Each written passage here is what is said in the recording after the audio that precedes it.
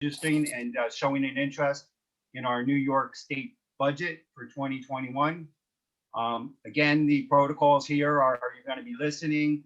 Please put your information in the chat, your contact information, so we can help you. And questions, we'll get your questions answered. Over on the your panel screens, you can see that we have Eric Gertler. I'm about to introduce him. We also have Dan Dorman. He's the Manhattan regional representative for the governor, and he's an extraordinary young man and very, very busy. He's at groundbreakings and ribbon cuttings and helping the team do so much to keep our businesses moving forward. And of course, you all know Helena Nat, our executive director. The chamber wouldn't be as great without her. She is the nuts and bolts of the Greater New York Chamber of Commerce. I'm proud to be the CEO. And again, this will be our 20th year that we're doing our Great Big Business Expo. We hope to have Empire State Development there as an exhibitor again. I think it was in August 2019, not too long ago, that a talented person, Eric Gertler, as you know, he's an attorney. He's an excellent financier and business person. He made his bones in those industries. He's also an extraordinary communicator. He knows how to find the news and publish it, as evidenced by his most recent private sector job with the U.S. News and World Report. The governor saw this talent, tapped Eric Gertler. I think he did a short stint in New York City for some economic development during a great time. And he's doing some great, great things, rebuilding New York at these low interest rates. The governor's right.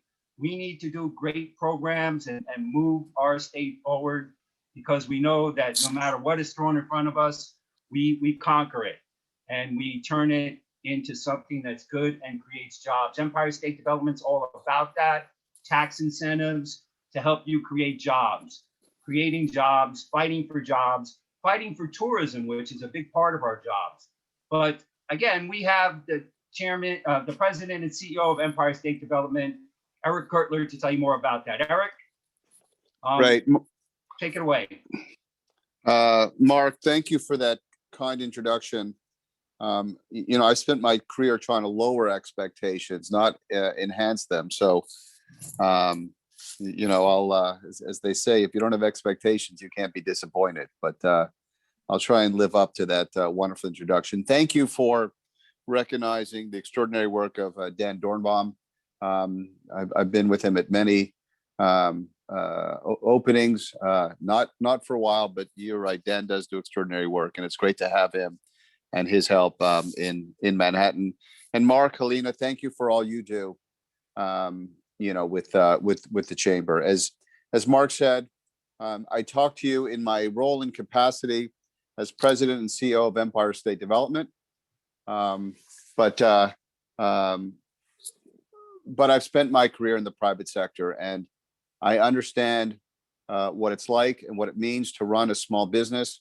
And I understand what it's like to run a business during a pandemic. The first business that I started was in early 2001. It was a privacy business focused on credit management. And as we all know, many months later, in September of 2001, we faced the World Trade Center attacks, and that was devastating the economy. And we had to dig out of that. New York has great resilience. We as a state know how to rebuild. This time we've got to reimagine, we've got to rebuild, we've got to renew our economy, and we rely on resilient business owners like yourself to help us bring us back. So let's go to the next slide. I just want to make sure, Mark, can you hear me okay? I can hear you fine. Helena, okay. A couple of panelists are saying it's choppy. Everything is good. Okay, great. I will continue. You turn your volume up. If it might be on their end. It might be on their end because perfect. You're good. Great, thank you. So, amen. That we're in 2021. 2020 was obviously a very challenging year. But as we'll get to it, we've got plans, priorities, to reopen the New York State economy. Next slide, please. Next slide, please. Great. And as I said, we as New Yorkers, we, are resilient by nature, but we need to be. We've had faced almost every challenge in 2020. So with our sense of optimism, we focus now on what we can do to build back better in 2021. Next slide, please. Every vision to become a reality needs an action plan. To bring back the economy, we need to defeat COVID. This has been from the very beginning, not just an economic crisis, but it's been a health crisis too. And in order to have the economy at full stride, we need to defeat COVID. And that involves primarily, or at the top of the list, vaccinating New Yorkers to get to herd immunity. And that means 70 to 90%. That has started. And we've been affected by not having sufficient supply. It's been great to hear the president announce that supplies to the state is going to increase. And that'll help us in terms of vaccinating New Yorkers. But in dealing with the crisis, we need to acknowledge both the short-term economic effects, and we'll talk about some of the things that we're doing to open up the economy in the short term. We've done some of that. We opened up indoor restaurants just last weekend, and also increased the curfew. But we need to keep our eye on the long term. There's many lessons that we've learned from COVID, and we need to apply those lessons as we look to build back the economy, even stronger than it was before. At the same time, we need to make sure to shift and focus on the jobs of the future. That is something that the New York State economy has always done. 20 years ago, we could hardly believe that we were going to become such a important technology economy with many important tech companies. Green energy is the next important area, and that is one that we're making great investments. And, at the same time, what every crisis reveals are certain systematic injustices, and we need to address those at the same time. Let's go to the next slide, please. So it all starts with being vaccinated. And as the governor has said, this is the tool that ends the war. We need to, at the highest level of priority, vaccinate as many New Yorkers as we can to get people back into work, to allow people to enjoy all the amazing things that New York State offers. Next slide, please. And I mentioned this in terms of sort of the injustices that we've seen. There have been certain areas and certain populations that have been more dramatically affected. We've seen that the infection rate for COVID was much higher in certain of these communities, in the Black and Latino communities. We need to, as we prepare the rollout, ensure that there is social and racial justice among our efforts to overcome existing barriers. Next slide, please.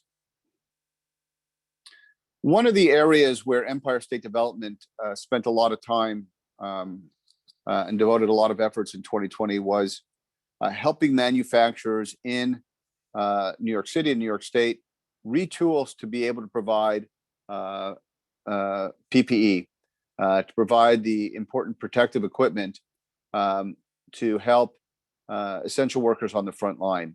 And as part of this, the governor is proposing the Medical Supply Act, that we prioritize American-made PPE and promote domestic manufacturers. I can tell you that when we are working on buying product from overseas, there were certain supplies that increased fourfold in the course of 24 hours. We can't be put in that position. It's not fair to the people of New York. It's not fair to the essential workers.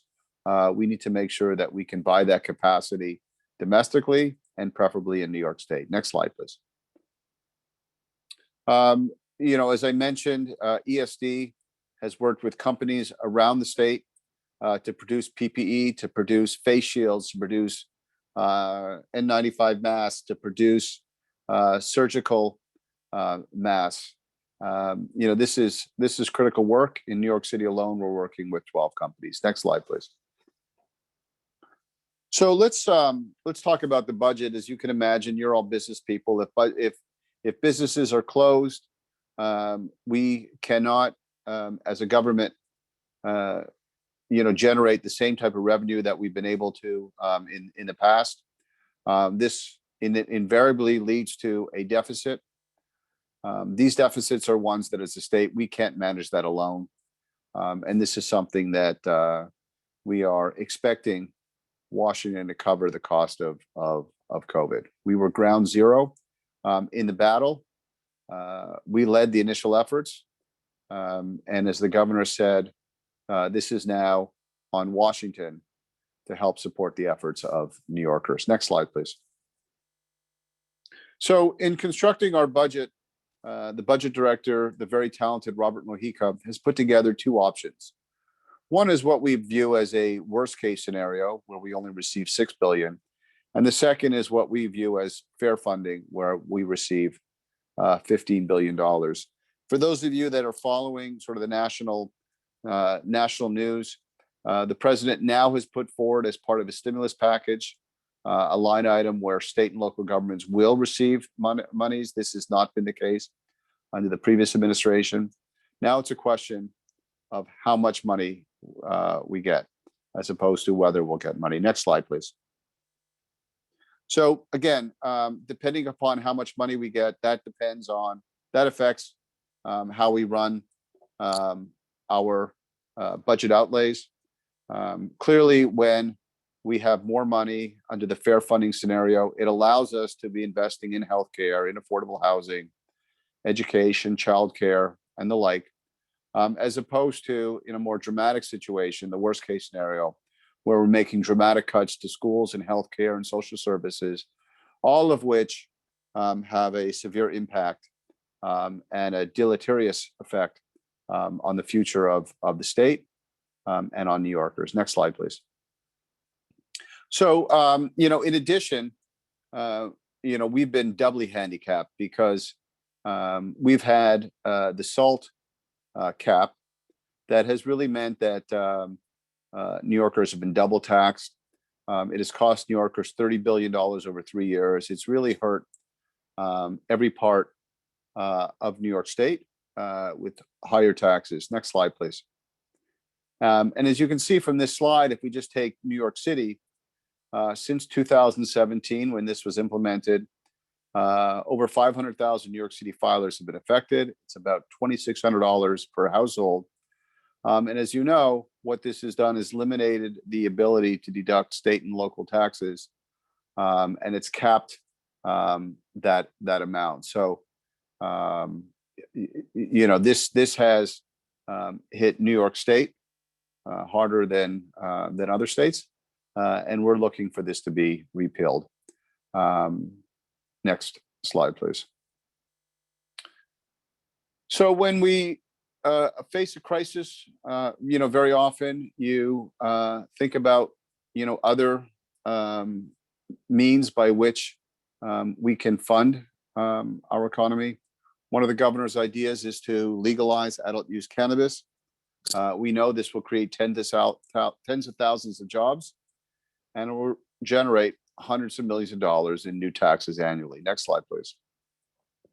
In the same vein, we will bring mobile sports betting to the state, which we think will also raise hundreds of millions of dollars per year. Next slide, please. Also, in the short term, to be able to open up congregate settings, we know that ultimately, once everybody has the vaccine, that will be, in a sense, proof that you can walk in and feel safe. But in the interim, in addition to, health guidelines, wearing masks, social distancing, our plan is also to open rapid testing sites so that that when you enter a congregate setting, you can feel comfortable that everybody else is tested negative. And so when you go to a restaurant or theater or even businesses, we are going to have a COVID passport app, so that on that app, you can see whether or not someone has had the vaccine or has tested negative in some short period of time before they enter that congregate setting. Next slide, please. The governor announced in the State of the State that we would bring the arts back with a series of pop-up performances across the state. Those performances actually start this weekend with an event at the Javits Center and upstate in Rochester. We know that the arts have been dramatically affected because, sadly, most of the arts, the theaters have been closed.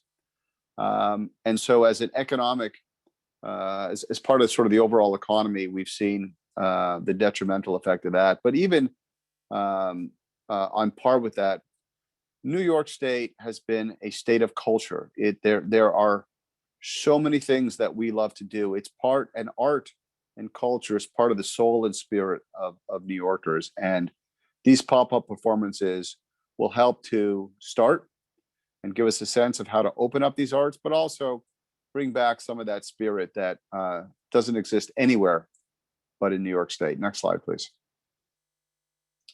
And again, it goes without saying that we know that restaurants, arts, and tourism have been some of the most heavily impacted sectors. And as part of this budget, we do have tax incentives to be able to apply to these sectors to help them recover and bring back the needed jobs. Next slide, please. This crisis has affected so many New Yorkers and put people's livelihood at risk, but it's also put people's housing and residential needs at risk. And so we will ban penalties and late fees for missed residential payments and expand the moratorium on residential evictions to include commercial properties. So people aren't evicted from their homes and people aren't evicted from their businesses. We know that this also puts an effect on landlords. It's something that we also consider, and we can talk about that afterward. Next slide, please. So one of the important areas that the governor has really been known for is investment in infrastructure. More than any other state, under the governor's leadership, we have invested in bridges, we have invested in airports, we have invested in tunnels, and we've invested in the needed transportation infrastructure to ensure that New York State continues to be a 21st century place to live, work, and build and raise your family. Back here is the new Moynihan Train Hall. ESD, my agency, Empire State Development, the state's economic development agency, took the lead in rebuilding Moynihan Train Hall. It's been one of the great privileges of my tenure in working for the governor and the people in New York. I just encourage you to visit Moynihan Train Hall. It is spectacular. From the ceiling to the art, to the ease of movement, to getting trains. This is just one part of the governor's larger vision for Midtown West. Next slide, please. As part of Midtown West, we are in the process of a general project plan to revitalize the entire area around Penn Station. This will bring mixed use, affordable housing, new buildings, improved mass transit, and we know that it will also spur economic activity. Next slide, please. Again, as part of this larger vision for Midtown West, we want to connect the Farley building where Moynihan Train Hall is with the west side of New York with the High Line. And so our plan is to extend the High Line from 30th and 10th around Dyer into the Brookfield place so that you can seamlessly and easily walk from the Farley building on 9th Avenue along the highway and connect to the west side. Next slide, please. And again, as part of that, the Pier 76, valuable real estate, which has been a toe pound, our goal is to turn that into new beautiful public space along the water. Next slide, please. Right near Pier 76, the Javits Center. We're in the process of an expansion, which will be completed later this spring. It will allow for increased capacity for exhibits, and it'll also mean that, whereas in the past, New York City has not been able to compete on certain large exhibits, now we'll be able to compete on, all exhibits that will occur in the country. There will also have a pavilion on the roof deck and other additional conference space. So it will really ensure that Javits Center is a 21st century conference convention center. Next slide, please. Penn Station, the current Penn Station, the governor has described it as, Dante's hell. But the focus as part of this larger plan is to ensure that we expand Penn Station, we ensure that there's greater circulation, more light, and, like Moynihan Train Hall, ensure that we've got a 21st century train facility that is on par of what New Yorkers expect. Next slide, please. And again, as part of all of the infrastructure, LaGuardia Airport, first new airport in 25 years, again, serving millions of passengers. And, I think, when we get to travel again, you will be amazed by how beautiful LaGuardia looks. Next slide, please. Same thing, we need to ensure that we can get to the city quickly. When you get off those planes, we will move forward with the LaGuardia AirTran. Next slide, please. And finally, at JFK, which is going through a multi-billion-dollar transformation, and that will allow us to increase capacity from about 60 to 75 million passengers per year. We know when we look at the data, we look at the past, tourists from around the world, around the country, they want to come to New York. Pre-pandemic, we had over 200 million tourists come annually. They will come back, and when they do, they'll see beautiful airports. Next slide, please. Kudos to our colleagues at the MTA. They are working hard to accelerate their capital plan. They've been working hard during this pandemic when transportation levels have been much lower than normal, doing important work to maintain the transportation lines that we need. Next slide, please.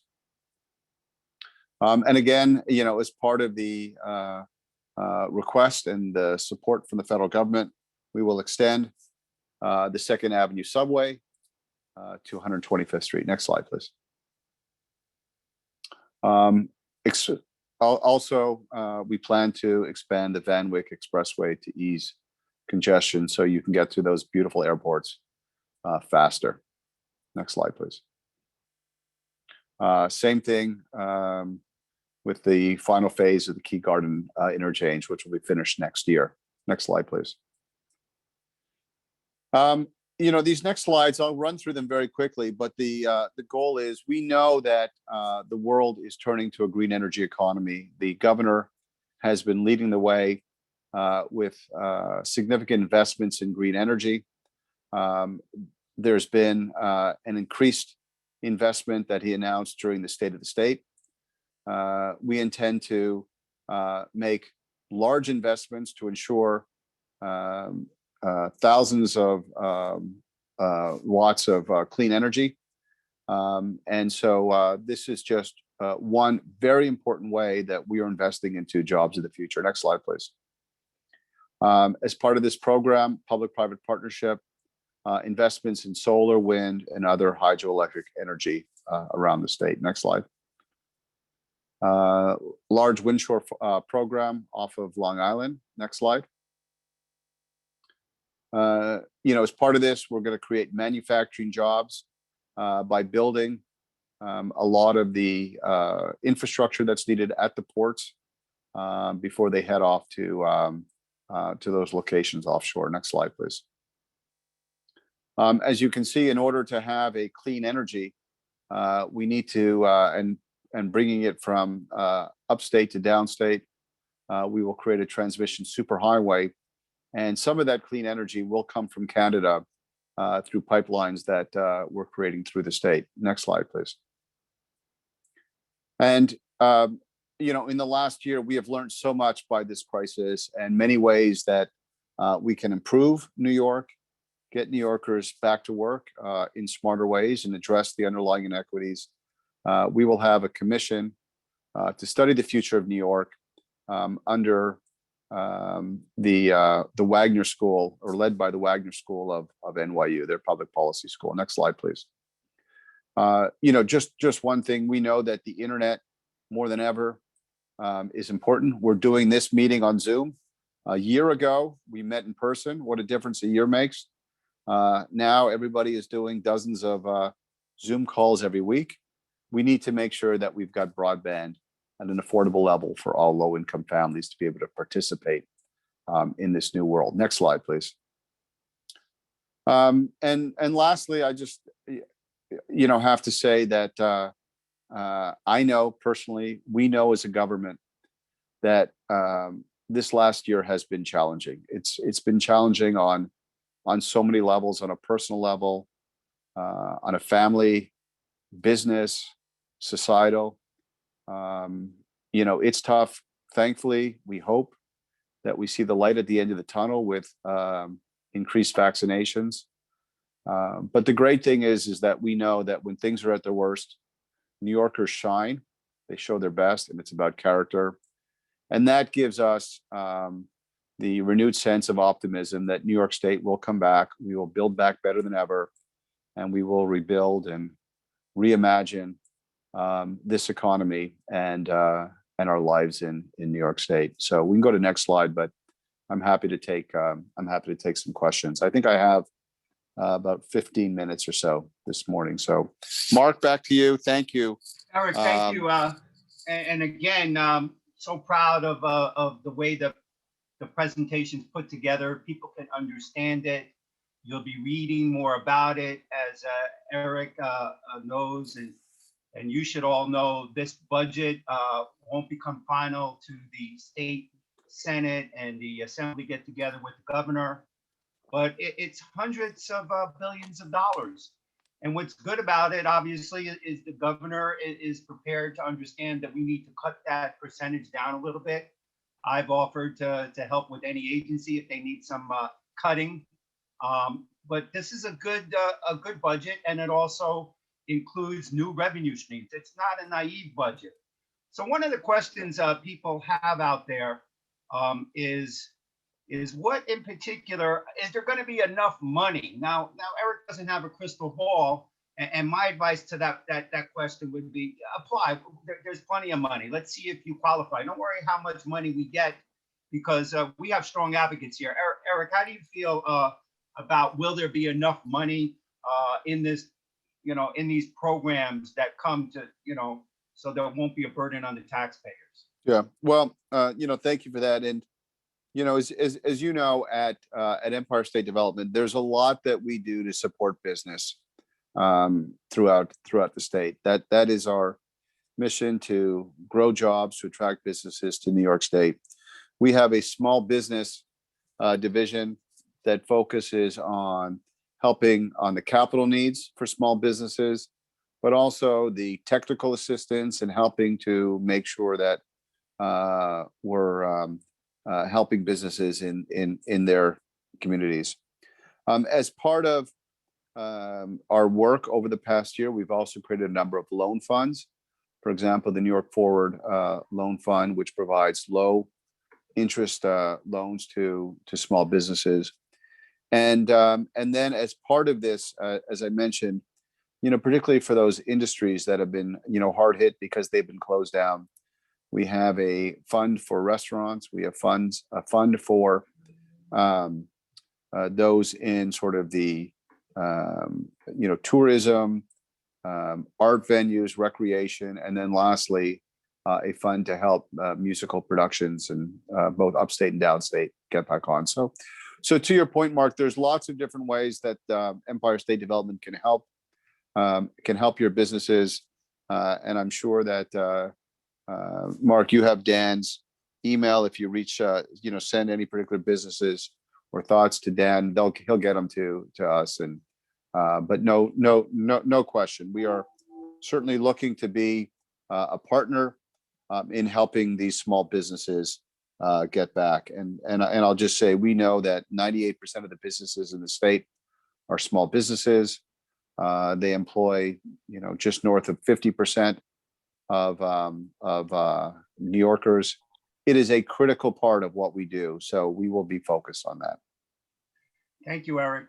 And yes, anybody that has a question that's not answered in this chat, it's just that, there are a lot, and this is one of our moments. You can call 212-CHAMBER or email info@chamber.nyc. Helena and I will hook you up with the Manhattan Regional Representative, or we'll get an answer directly from Dan Dorman, and we'll be glad to answer those questions. Helena, do you have another question from the chat?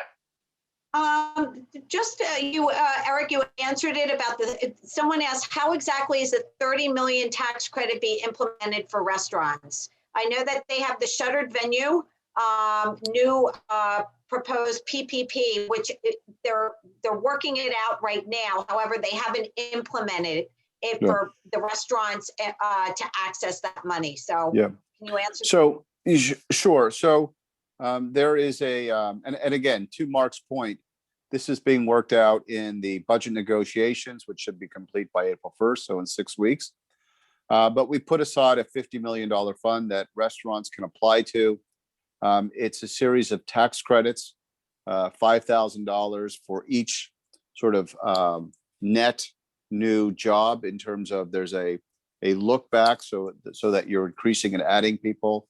And you have up to 10 of these $5,000 credits maxed out per restaurant. So that's how that fund will work. But again, it needs to work through the budget. It may change somewhat, but our hope is that we are able to provide those needed funds to restaurants, which, as you know, and Mark knows, restaurants are critical to the economic life in New York City and sort of the vibrancy of our lives here in New York City. Yes, absolutely. People love to get together and network, and it's good that the governor and Empire State Development realized that restaurants took the brunt of this. We're all thankful for our heroes and our frontline people, but it's time to get back to business. It's good to see the New York City restaurants open. I know the upstate restaurants have been open. But again, for all you listening, if you know restaurateurs, I know we're working with a group of them on Friday. We're having a Zoom. We'll be glad to sit down with you and help you fill out those forms if you have questions. We have a business and a legal center, and we're at work here at the Chamber. 212-CHAMBER or info@chamber.nyc. We have one more question. I know that Eric has to go, but one more question that has to do with the vaccinations. That what is the proposed schedule for vaccinating the 70 to 90% for New Yorkers? The schedule. So, let me say at the start. So, our agency does not sort of manage the vaccination schedule, but we do know that, as I said, it's critical that we get the 70 to 90% of New Yorkers vaccinated. It provides for herd immunity. One of the ways we've been affected is just by lack of supply. So the president announcing that there will be a tremendous increase in supply, and that the states are going to be getting more more supply. That allows us to expedite the schedule. So, I hope I'm answering your question, but I think what now can happen, or what we know now can happen, is that the number of people being vaccinated, that'll accelerate. The president announced that he's going to make 100 million doses available each month through the summer. So that will certainly accelerate our ability to get more and more New Yorkers vaccinated in a much more accelerated time period. And that is so important, because once everyone is vaccinated and we make sure, and everything can, it's like it's like a domino effect. Everything Yeah. can be open. It's going to blossom like an onion. So that's why I wanted you to address that, because that is the main thrust in the engine to get, businesses and people and the economy back to New York City. Yeah, no Well, question. no And question. the state has opened up a number of very large vaccination centers. We did one at Javits. I think you saw the announcement, Yankee Stadium. We are making sure that we have those sites available to vaccinate New Yorkers. Yeah, I feel that we've been doing as good a job as any state in the country, and now with a new leadership in Washington and a great relationship with that leadership. We're so proud to have our United States senators, friends of the chamber. We met the president when he was the vice president at many of our veterans events. He's a good man. And in the presentation, you saw the SALT is being looked at so that we can get our tax incentives back. I mean, a tax incentive is just as good as income in a lot of respects. And Empire State Development does a good job of that, and more money coming for vaccinations. And the fact that we have those facilities bodes very well. And I feel very confident that Eric Gertler and Empire State Development and Governor Cuomo's whole team of health professionals will get shots in our arms. And I look forward to having our 20th annual Business Expo live, face-to-face with a couple of hundred booths. And to show off, if possible, we'll make an announcement later in June when the numbers, we look at them, the new Javits Center. Do you want to tell us, you did a good job about the buildings and the transportation and the airports. You want to just, gloat a little bit about one of your favorites and why? Thank you. Look, the governor has made tremendous investments throughout the state in infrastructure. If I were to pick, one project, I would very easily choose the Moynihan Train Hall. This was a project that the governor announced in his State of the State in 2017. And this has been a project that we as an agency have led that rebuilding. It is, it's just a spectacular train hall. When you now arrive in New York City, you're arriving into a spectacular 21st century train hall. There are, you have a glass skylight with the sun beaming in. You have, beautiful art. It's clean. It's huge. It's the way that you've got waiting rooms. It's just an extraordinary example of what government in partnership with the private sector can do at the highest level. And I think that's really, emblematic of the type of standards that the governor sets for all of us. It's also been important. We launched it January 1st as a signal to the city, a signal to the state that we are not stopping. The governor is making sure that, our agency and other agencies continue to be focused on, despite all the challenges we have in COVID, and there were many with this, with this work. I mean, we had workers going out on COVID. We had supply issues. The marble was coming from northern Italy, which, as you know, was one of the original centers for COVID. All the technology and the televisions came from China, which closed down. So we had our issues, and yet the building still opened up on time and on budget. I think in terms of how it turned out and how we did it, I take great pride for our agency and for the collective efforts of people who worked on this project before, during, and will continue to do so. So that's what I picked today, Mark. So thank you. Well, thank you, Eric. And we at the Greater New York Chamber agree that new entryway into New York City, it's not just New York City, it's the world. People are coming from Jersey, they're coming from DC, they're coming from the suburbs.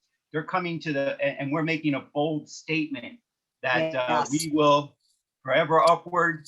We are getting better and stronger. And again, agencies like Empire State Development, we're so proud to work with you at the Greater New York Chamber of Commerce. And you're getting good grades from us. And Thank again, you. if anybody has any questions, just reach out to our staff, 212-CHAMBER, that's 242-6237, of course.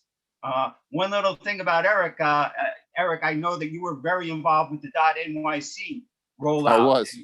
And we are one of the founding partners of that, and as evidenced by our chamber.nyc domain name. Yeah. So we want to thank you for always looking out for the little guy, because there's tens of thousands of small businesses that were able to improve their marketing. We're introducing them to the programs, whether they're city, at New York City Development, Empire State Development, or the SBA. We're just meeting people through our programs. Helena runs an open house every Tuesday. People are getting business from it. She runs an open house every Thursday, for the cocktail, virtual cocktails. People are getting business from it. And we're doing a great big event for Black History Month. We're honoring great iconic Black business leaders. I remember we honored Alfonso, the governor's Alfonso legal David. He's a counsel good man. years ago. And it was a very poignant moment when Hazel Duke said, "I'm passing to the torch to people like Alfonso." And so we look forward to working with Empire State Development and our members. If they have questions, it's good to know that there's an agency that puts its meat behind what it states, and we're glad to help. Helena, Right. Is there anything else you want to mention before we say goodbye? We just want to say, Eric, thank you so much. We're your backbone. The Greater you. New York Chamber is your backbone to rebuild and build back better. We want it. We want New York City businesses. We hear every day, the calls and the concerns, whether they can stay in business. We're helping them to stay in business as a partnership with you. And the more information that we can provide, like putting these webinars on and connecting the businesses. So we greatly appreciate your time, and we greatly appreciate everything that you are doing for New York. So thank you so much. Thank you all. Thank you for making the time, and I wish you all a great day. 2021, here we come. So thank you, everyone. Be well and be safe. Thank you.